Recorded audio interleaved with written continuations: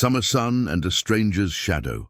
The sun was mercilessly bright that afternoon, baking the suburban streets of Westwood Heights like an overzealous oven set to scorch.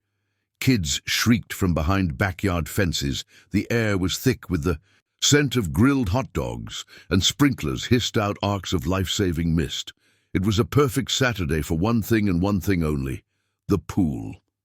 Marcus Donovan wasn't part of the Westwood Heights Homeowners Association. In fact, he didn't even live in Westwood Heights. He lived in the neighboring community of Pine Rock, a quiet HOA-free zone where neighbors waved from a distance, and the only rule was, don't be a jerk. But Marcus had every reason to be in Westwood Heights that day.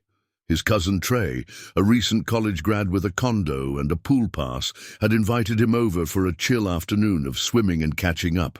No one expected that a single dip in the pool would spiral into a viral incident that would ignite online debates, HOA reform talks, and one Karen's public humiliation.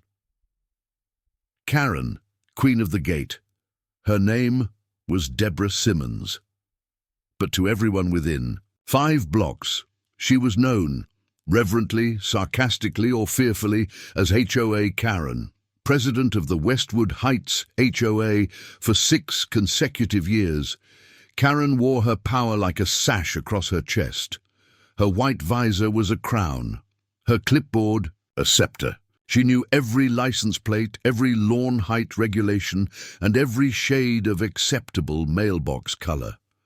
That afternoon, as Marcus entered the pool gate with Trey's guest pass dangling loosely around his neck, Karen's hawk-like eyes locked onto him from her perch on a recliner near the deep end. Something didn't sit right with her. Maybe it was the unfamiliar face. Maybe it was the way Marcus walked, carefree and smiling. Or maybe it was the deep-seated truth in Karen's soul. She hated not being in control. The confrontation. You. Excuse me, young man. Can I see your pool pass? Karen's voice cracked the serenity like a whip. Marcus turned, a bit startled. Oh, hey, sure. He pulled up the plastic sleeve hanging from his neck. Guest pass. I'm with my cousin, Trey Summers. Karen didn't even glance at the pass.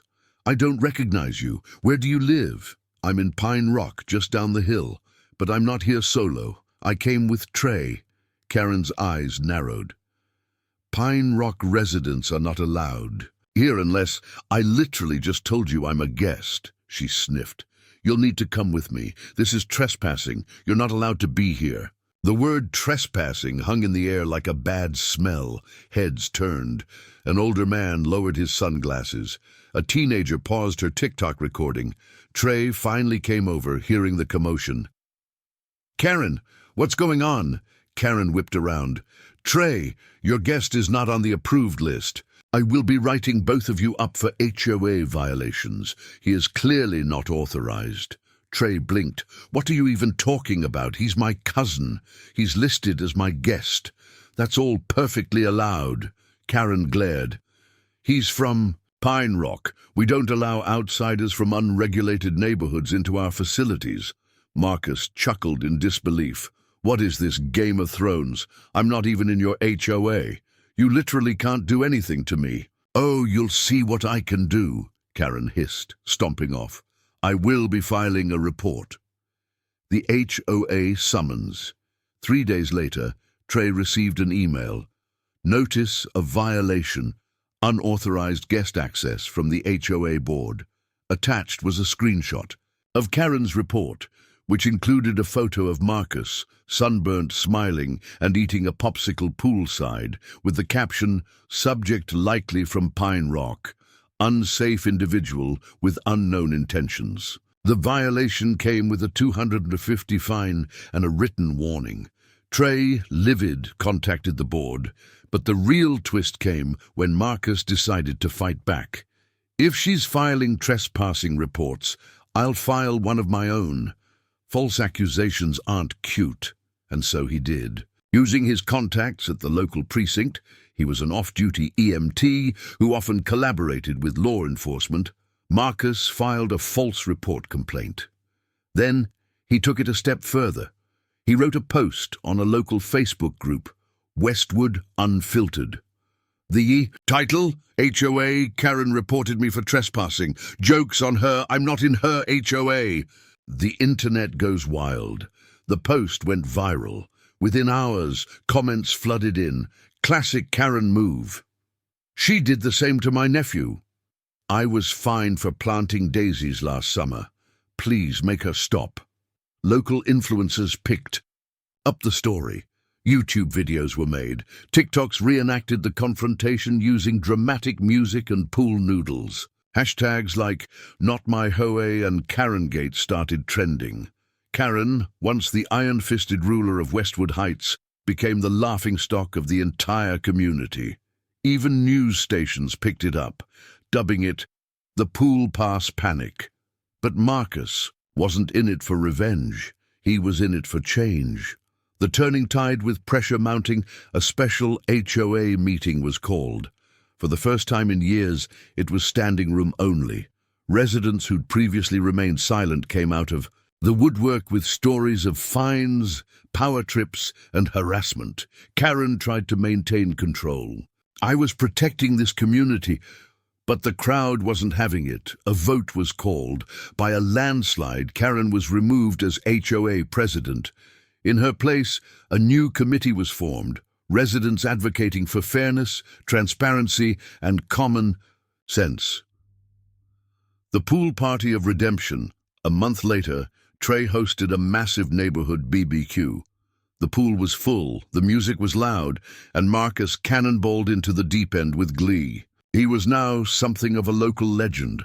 People greeted him with high fives, thanked him for speaking up, and even asked him to run for a community liaison role.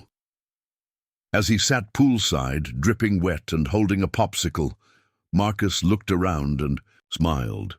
"Guess I am part of the neighborhood now," he said. No one saw Karen anymore.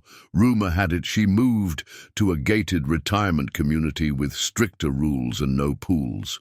Karen's revenge plot and how it backfired spectacularly. The aftermath of Karen's fall from HOA power rippled through Westwood Heights like a long overdue summer storm. The residents, finally free from the overreaching grip of excessive rules, experienced a refreshing taste of autonomy, like the first breeze after months of stifling air. Lawns once fined for being too whimsical bloomed with color and creativity. Porch swings creaked freely into warm afternoons, and laughter echoed from the community pool, now without a self-declared sovereign patrolling the gates. For Marcus, Donovan, the man who'd unintentionally sparked a local movement simply by dipping his toes into the wrong pool, life had returned to a relaxed pace. He had no intention of getting further involved in the political mess of suburban dynamics. But while Westwood Heights exhaled in relief, one person simmered with resentment, her rage tucked beneath polite smiles and passive-aggressive post-its. Karen. After her humiliating dismissal from the HOA board, Karen withdrew from the public. Retreating to her beige-trimmed home that looked like every other house on the block, except for the dozens of surveillance cameras that now adorned every angle. Her once flamboyant daily patrols stopped, replaced by silent observations behind half-closed blinds. She felt betrayed not just by her neighbors, but by the very system she believed she upheld.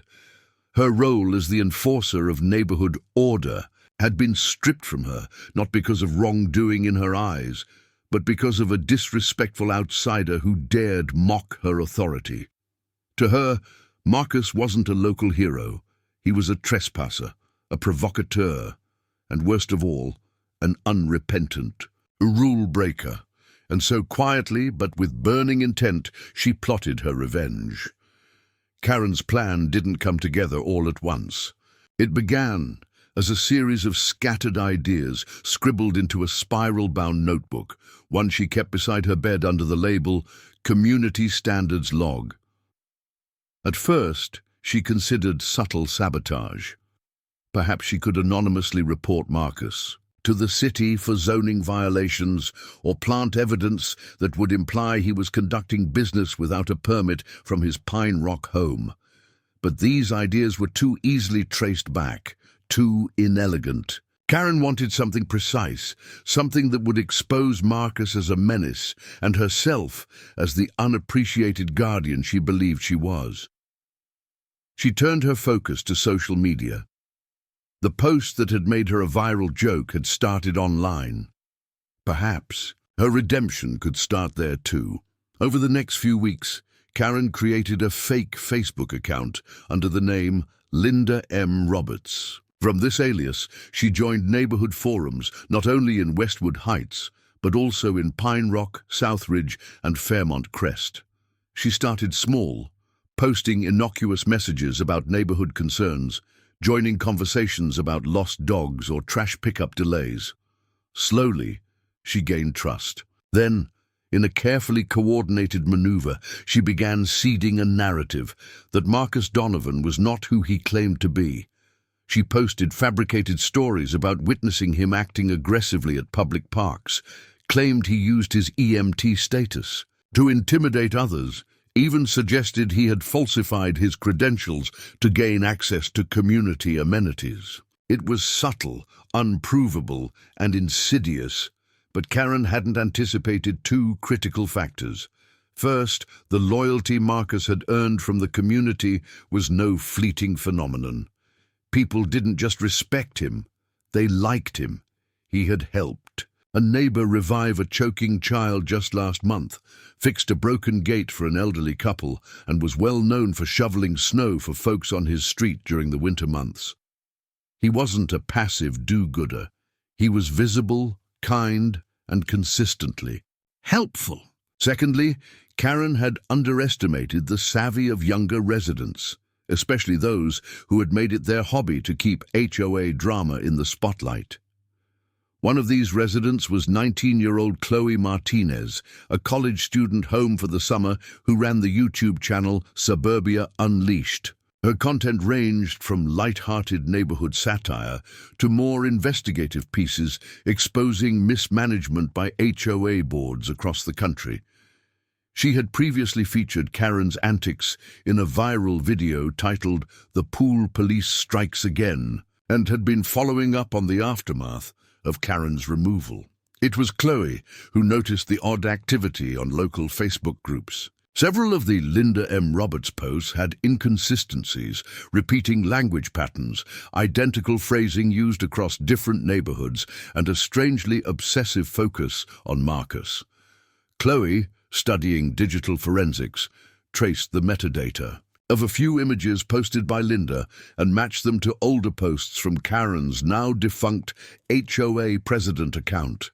With this digital breadcrumb trail, she compiled a timeline and uploaded a new video. HOA Karen's secret identity exposed. She's back and it's worse than you think. The video exploded within 48 hours. Comments poured in, many from residents of Westwood Heights and Pine Rock, condemning Karen's behavior and praising Chloe's detective work. The exposure not only discredited Karen further, but also raised real, legal concerns. Falsely impersonating someone online to spread defamatory content bordered on criminal conduct, and Marcus, previously hesitant to press charges or escalate the matter, realized it had gone too far. He filed a formal complaint. With the digital evidence provided by Chloe, authorities issued a cease and desist letter to Karen and launched an investigation into online harassment. But Marcus didn't stop there.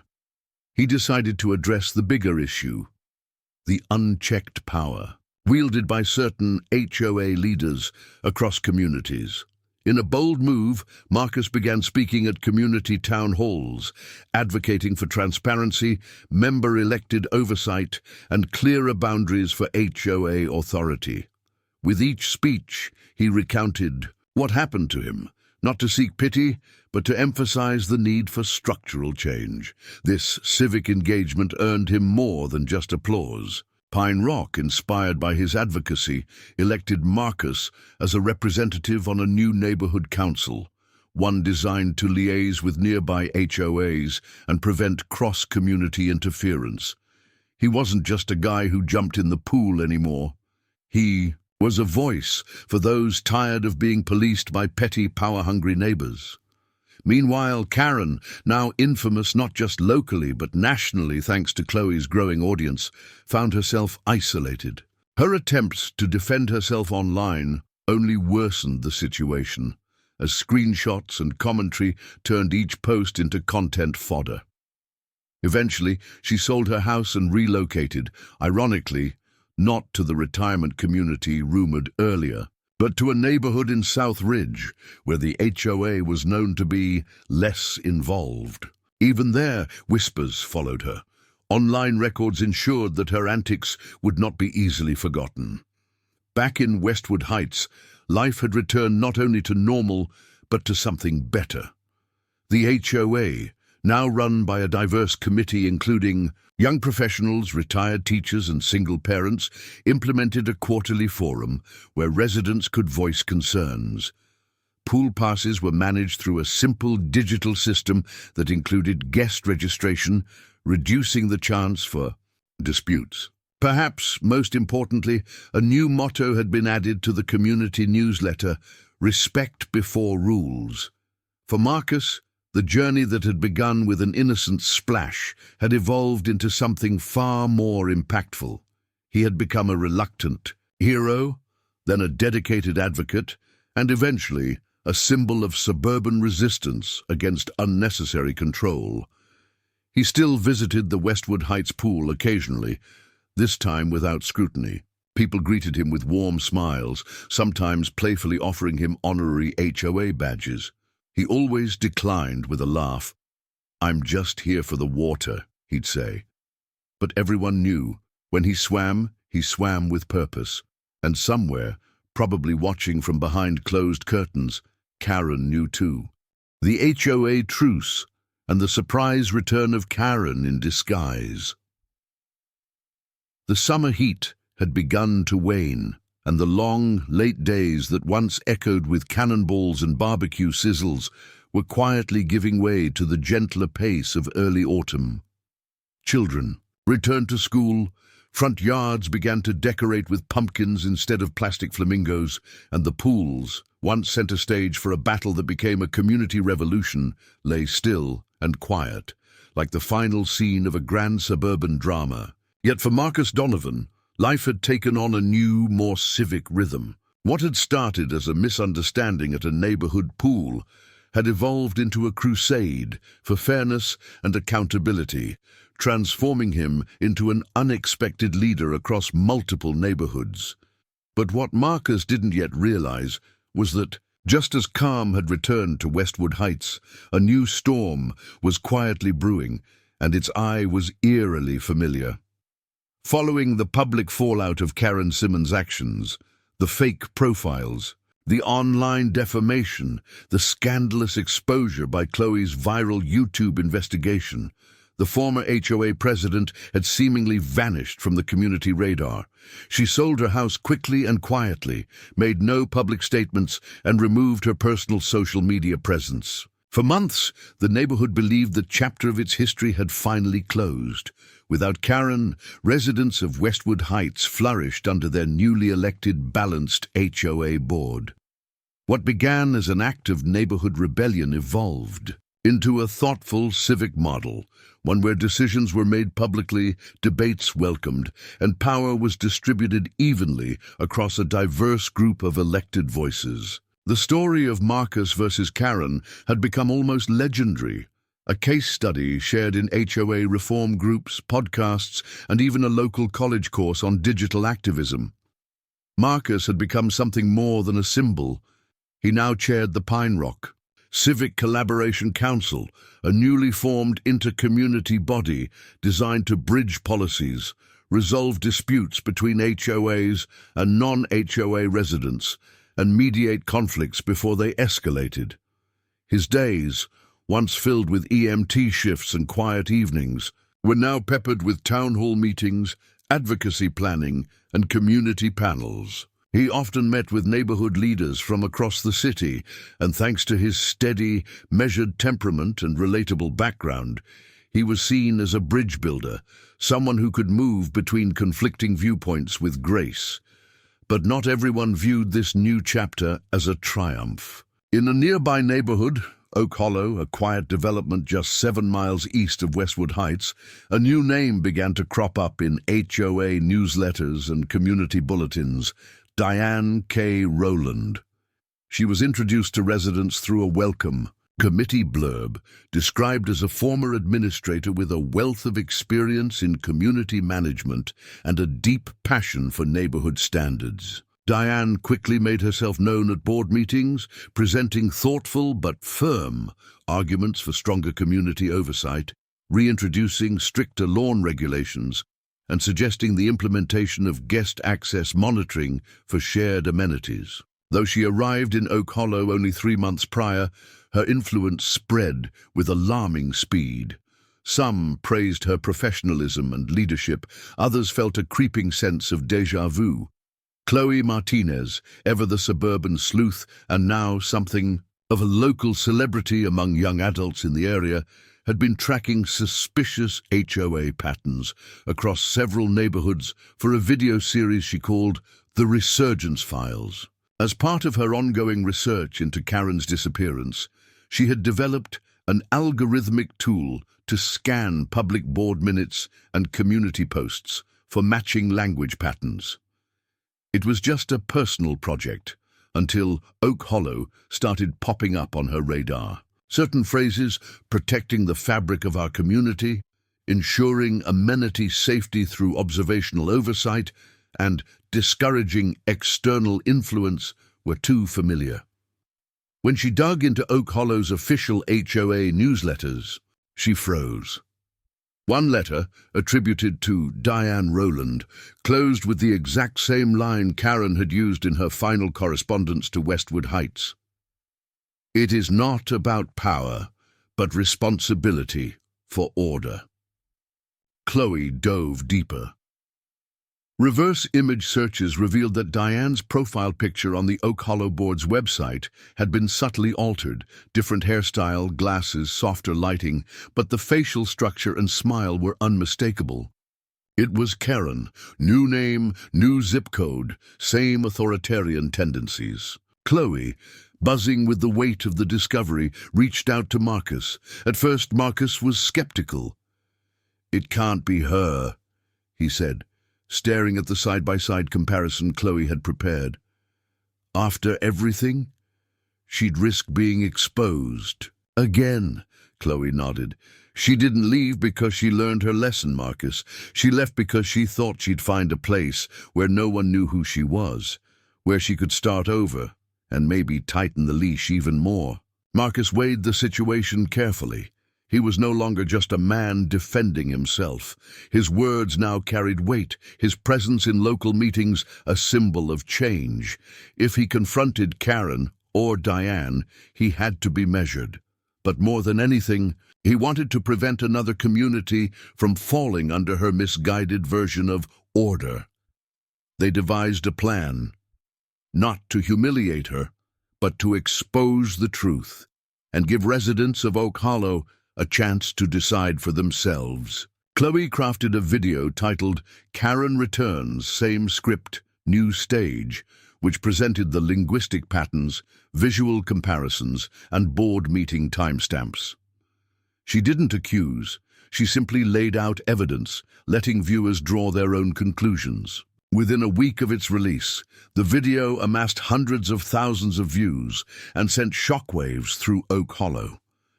The HOA board there, already split on Diane's rapid rise, called an emergency session. Residents packed the community hall. In numbers Oak Hollow hadn't seen in a decade. Karen, still posing as Diane, was confronted with the video and questioned directly. At first, she denied everything, claimed coincidence, similarity, manipulation, but the pressure mounted, and eventually cracks appeared in her facade. When one resident, an elderly woman who had once lived in Westwood Heights, stood up and said, "I recognize your voice. You tried to fine me for a Halloween wreath. Karen's composure finally faltered. In a quiet, defeated voice, she confirmed what many already believed.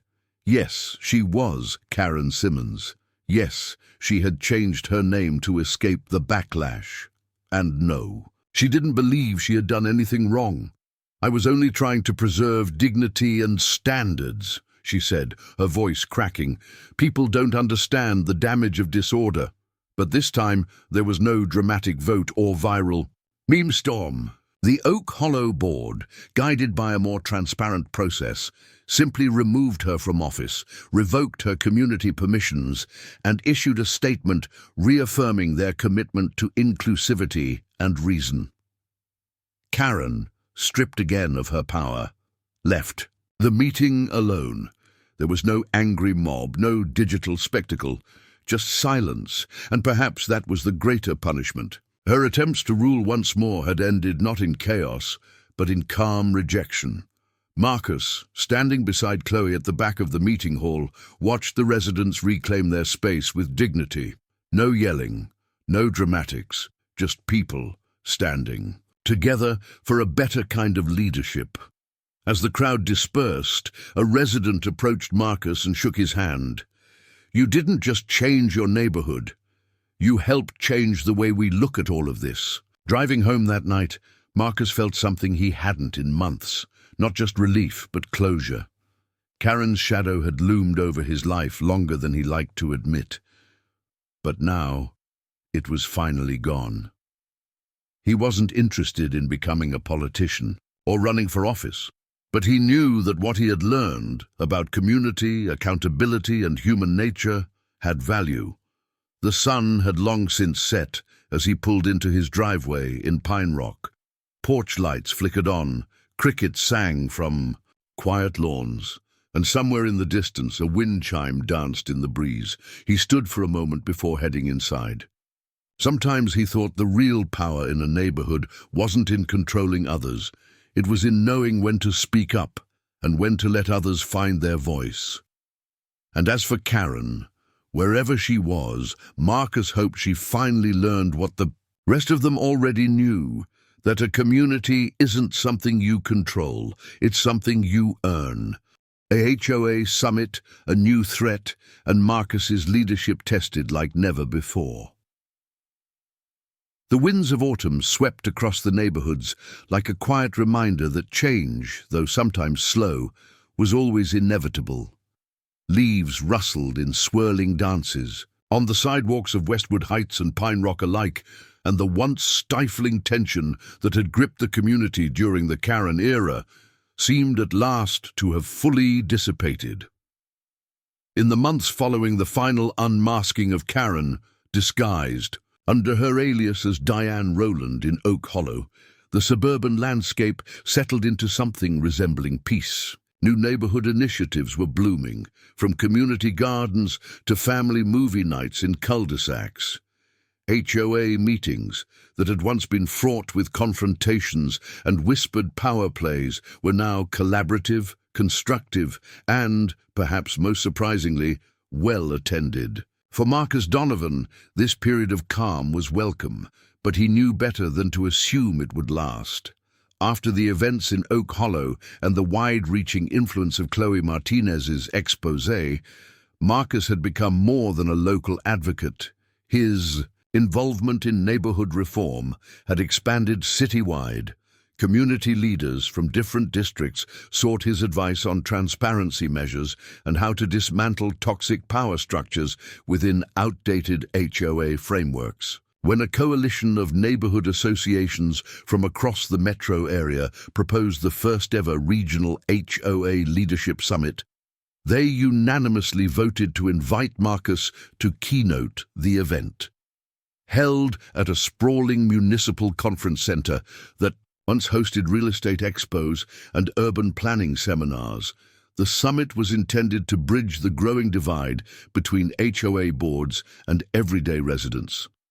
It was a rare opportunity to reshape policy, unify standards, and for the first time, create a charter of principles all HOAs in the region could voluntarily adopt. Marcus accepted the invitation, but not without hesitation. Though honored, he understood the challenge ahead wasn't simply about writing documents or delivering a compelling speech.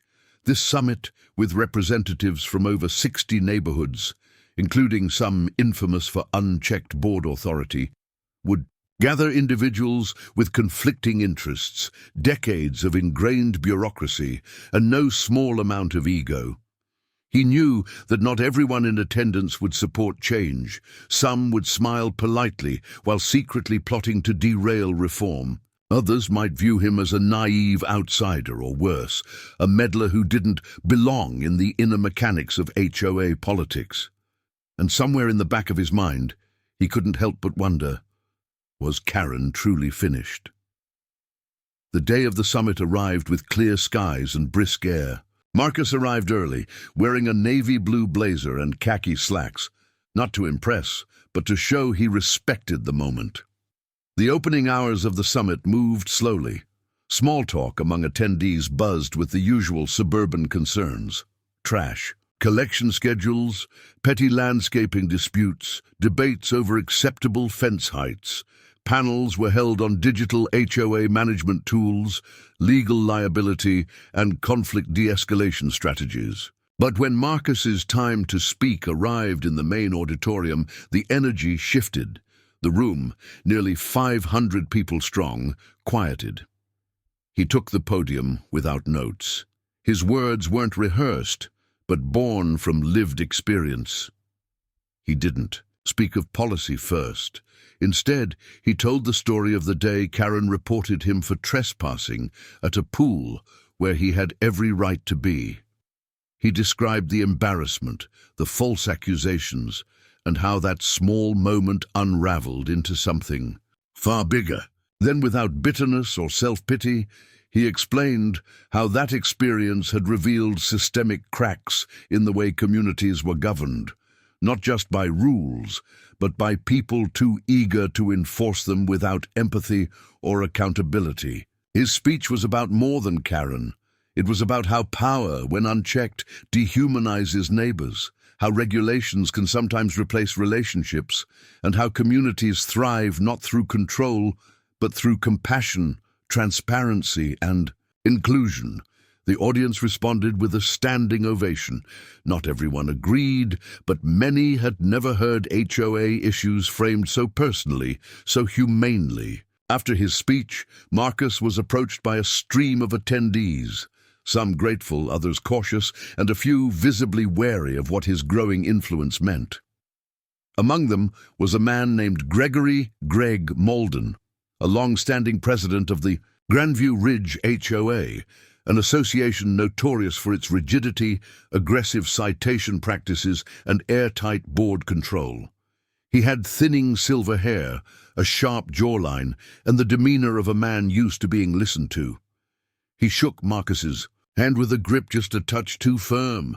"You're an eloquent speaker, Marcus," Greg said with a practiced smile. "Though I hope you understand, not all of us can afford to run our communities on good feelings and kumbaya." Marcus smiled back, calm but direct. "And not all of us believe that running communities like private prisons is the answer either." There was a beat of silence before Greg laughed, not warmly but politely. "Well, I suppose that's what makes democracy interesting." That interaction would mark the beginning of a new and far more sophisticated challenge than anything Marcus had faced before.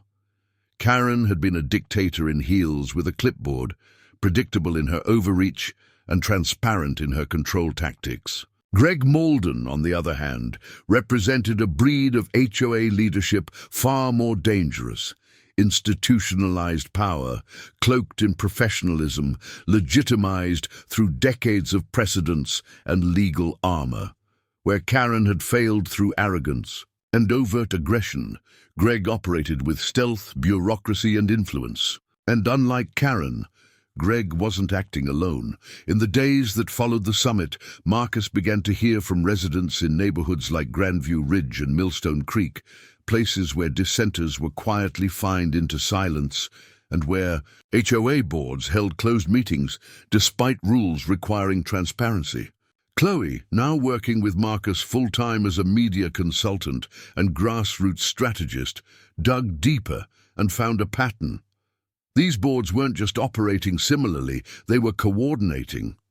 Greg, it turned out, chaired a regional committee of HOA leaders that met off the record and lobbied for zoning privileges, security patrol expansions, and punitive fining structures. Their influence stretched into local elections and city council votes. In short, Karen had been a tyrant in a backyard sandbox.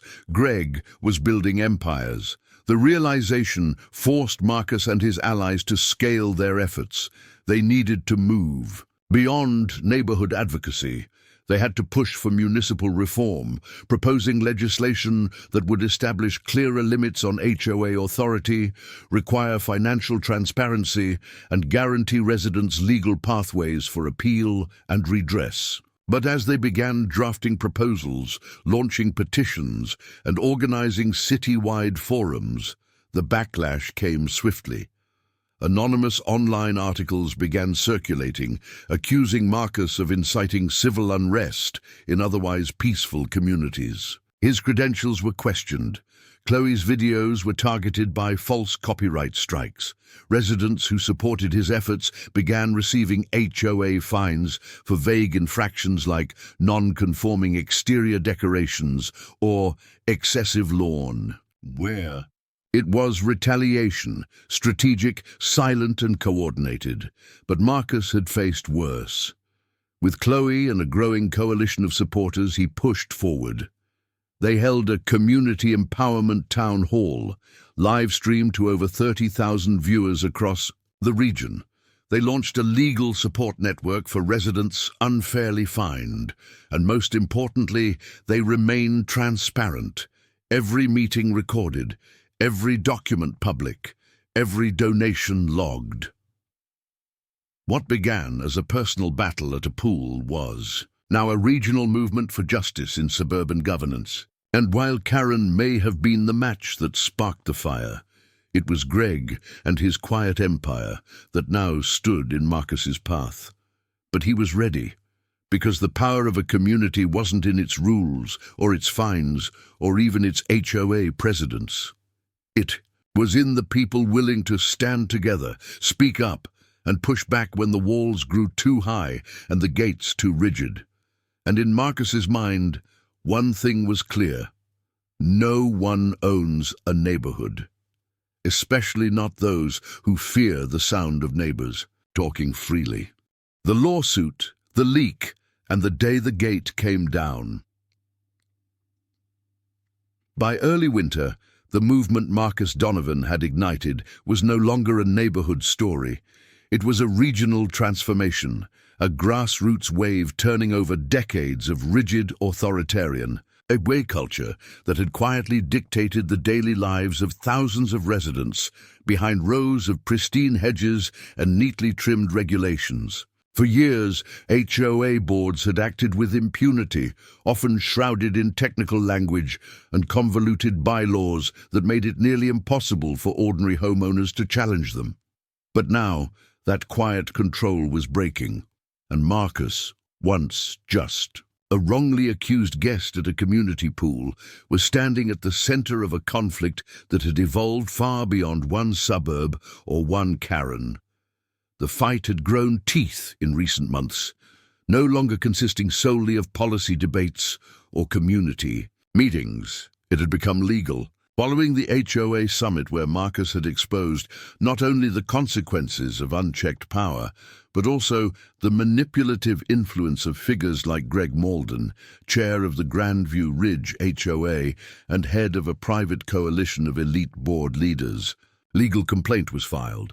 A group of affected residents from 3 different communities, backed by volunteer attorneys and citizen funding, brought forward a class action lawsuit against the Grandview Ridge HOA and affiliated boards. The claim was not just about fines or architectural control violations. It was about systematic abuse of authority, unconstitutional fines without due process, and financial misappropriations that had, for years, been disguised behind closed books. The lawsuit was a shockwave. For the first time, these neighborhood rulers weren't facing community pushback. They were facing courtrooms and judges. And with that came a new tactic: intimidation. Marcus, though not named as a plaintiff, was seen as the face of the uprising. In a calculated move meant to silence and discredit him, Greg Malden's lawyers filed a civil defamation suit against Marcus personally. Their claim? That his public criticisms of Grandview Ridge constituted slander and were causing reputational harm to the HOA.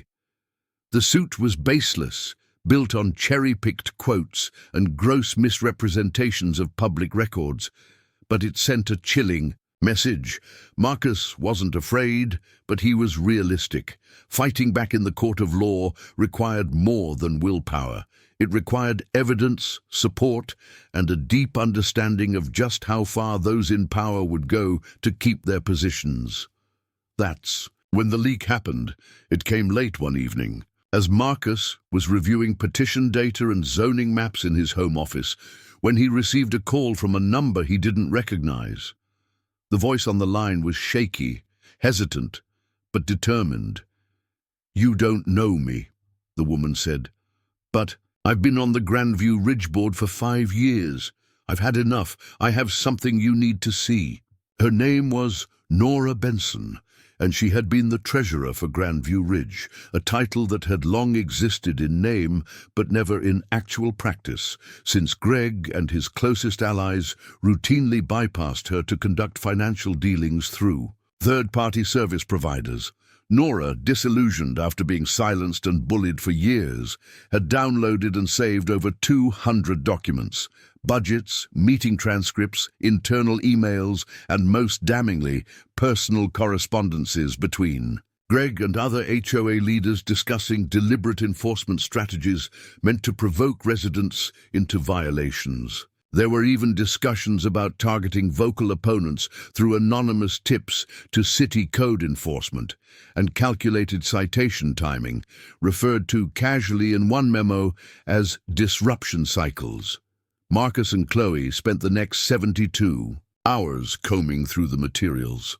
It was worse than they expected. Not only was there evidence of financial irregularities, including inflated vendor contracts funneled through board member-owned companies, but there was also a secret document called the Compliance Initiative, which detailed plans to expand surveillance tools and punitive measures in any neighborhood, showing signs of unmanageable democratic behavior. It was a roadmap for quiet authoritarianism dressed up as community management. With Nora's permission, Chloe prepared a full report, but instead of publishing it immediately to her channel, which would risk it being dismissed as sensationalist, she reached out to the Civic Standard, a respected local newspaper with a deep readership among city officials, lawyers, and judges. Within a week, the exposé made front-page news. Behind the gates, inside the secret playbook of the region's most powerful HOAs. The fallout was immediate and vast. Grandview Ridge residents marched to the community center demanding an emergency vote to dissolve the existing board. Neighborhoods that once blindly followed the lead of leaders like Greg suspended meetings until new elections could be held. City councils, once hesitant to intervene in HOA matters, began proposing oversight legislation and requesting audits. Greg Malden, the man who once smirked through Marcus's reform speeches, resigned without public comment. It was a collapse, not with fire and fury, but through exposure, legal consequence, and the quiet erosion of fear. But for Marcus, the most profound moment came not in the news cycle or the community reaction. It came the day he walked through the once forbidding gates of Grandview Ridge. By that point, he had become a known figure even to residents there, many of whom had previously bought into the narrative that Marcus was an agitator, a threat to peace. But when he arrived to speak at their community forum, invited not by leadership but by the residents themselves, he was met not with hostility but with handshakes, apologies, and honest questions. It wasn't a victory parade, it was a reconciliation. During that meeting, one elderly man stood up and asked him, "How did it come to this? How did we not see it?" Marcus paused before responding, his voice steady. "We're taught to trust those in charge, especially when they smile and say it's for our safety. But safety without accountability becomes control, and control without transparency becomes tyranny. What matters is that now we see it, and we're doing something about it." That same night, residents of Grandview Ridge voted to remove the physical access gates that had for years symbolized exclusivity and quiet oppression. The motion passed, not unanimously, but convincingly, and within a week the gates were taken down, not in anger but in hope. It became known in local circles as the day the gate came down, the image of Marcus standing beside the newly open path. No fences, no guards, just neighbors walking freely, circulated through news outlets and social media like a beacon of what was possible. He hadn't just taken on Karen or Greg.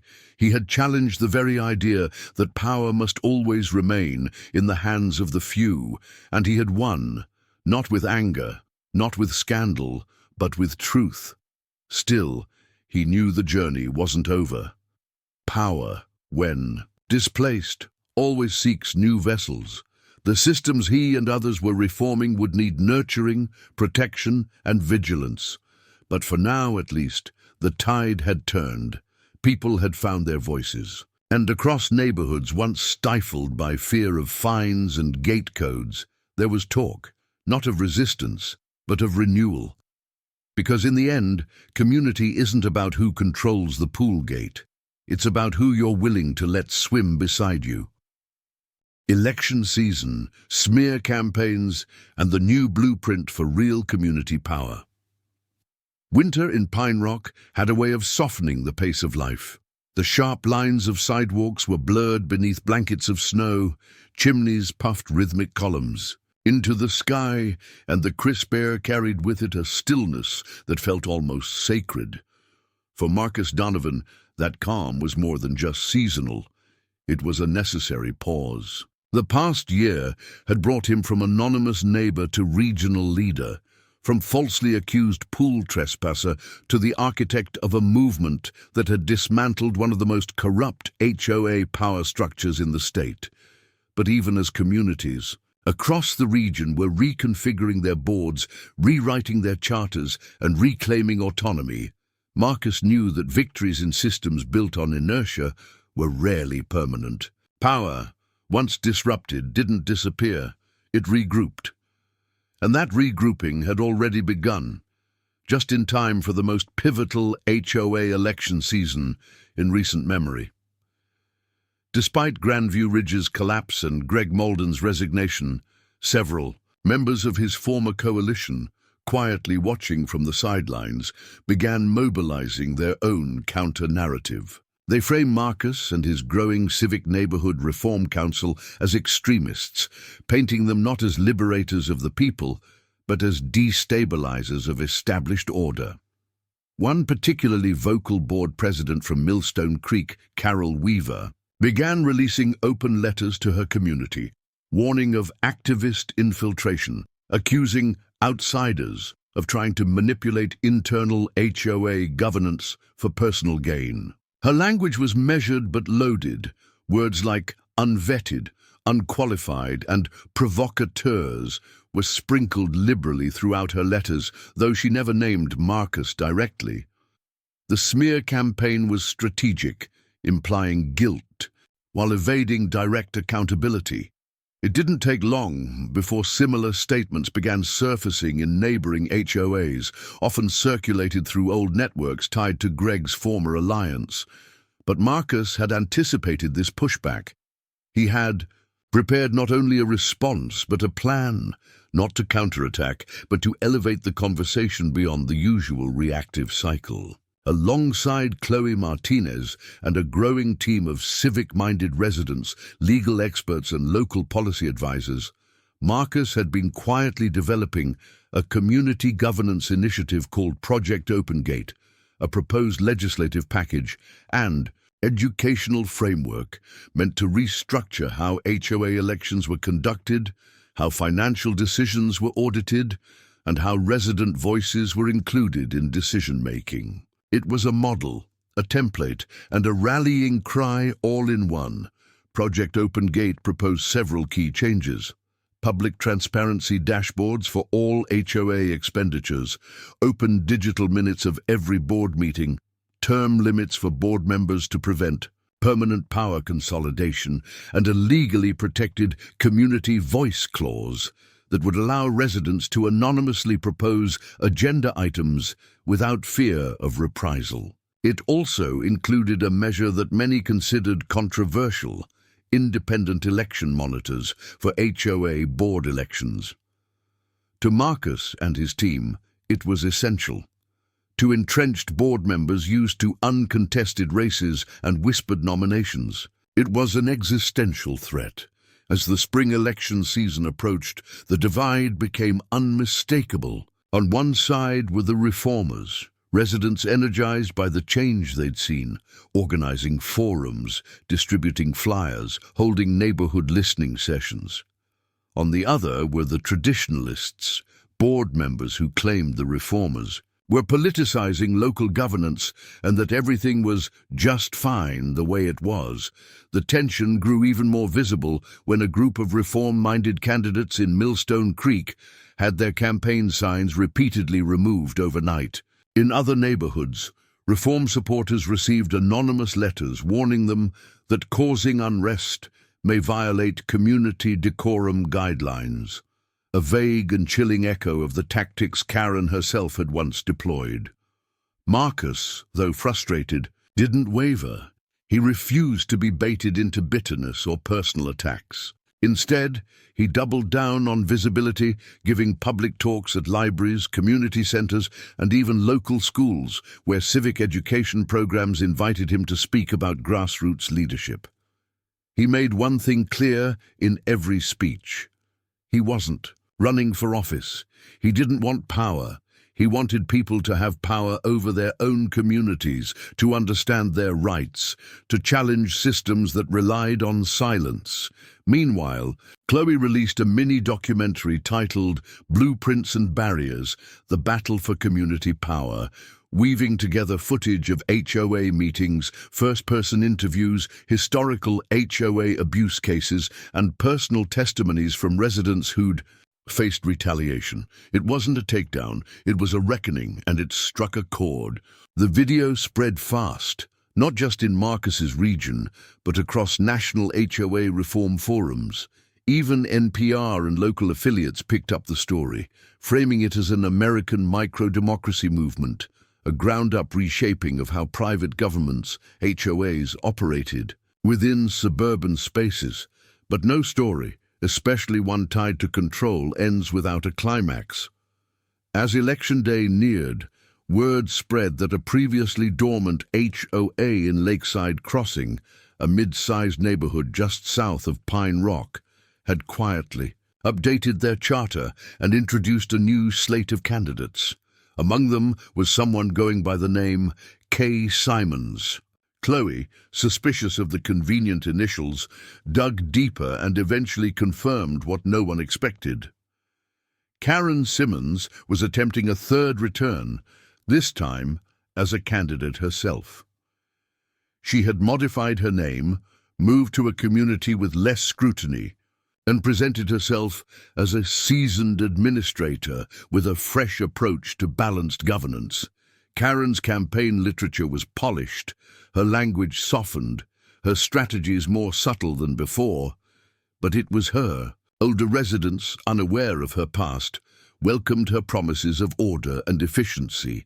But Chloe, armed with irrefutable digital evidence and Karen's now infamous track record, released an exposé in partnership with the Civic Standard titled The Rebrand of Control, the Return of HOA's Most Notorious President. It detailed her past misdeeds, her forced resignations, her anonymous harassment campaigns. Within 48 hours, her candidacy imploded under public pressure. Election season finally arrived. And across the region, reform candidates, once considered long shots, began to win. Slowly at first, then in waves. In neighborhood after neighborhood, new faces stepped onto boards: teachers, nurses, young parents, retirees, veterans, people who had never before thought they could hold power, but now understood that leadership didn't require pedigree. It required courage and conscience. In Millstone Creek, every reform candidate won. In Lakeside Crossing, a record voter turnout ensured a new board was elected by over 80% of residents. Even in the notoriously rigid Windmere Estates, 2 long-standing board members were voted out for the first time in 20 years. As results poured in, Marcus didn't celebrate publicly. Instead, he stood beneath the bare oak tree in front of his modest Pine Rock home, watching as the final snow of the season began to melt into the soil. The quiet was profound. His phone buzzed repeatedly, texts from volunteers, supporters, even a few city officials asking when he might consider running for office. He had no plans to. His goal was never political ascent, it was systemic shift. And as he looked out over a community no longer ruled by fear, no longer gated against its own people, he felt something deeper than pride. Completion. What started as a misunderstanding at a pool became a blueprint for empowerment. What began with a Karen ended with a coalition. And through every threat, smear, lawsuit, and sleepless night, the principle had remained unchanged. A neighborhood is not a monarchy. It's a mosaic. And now finally, everyone had a place in it.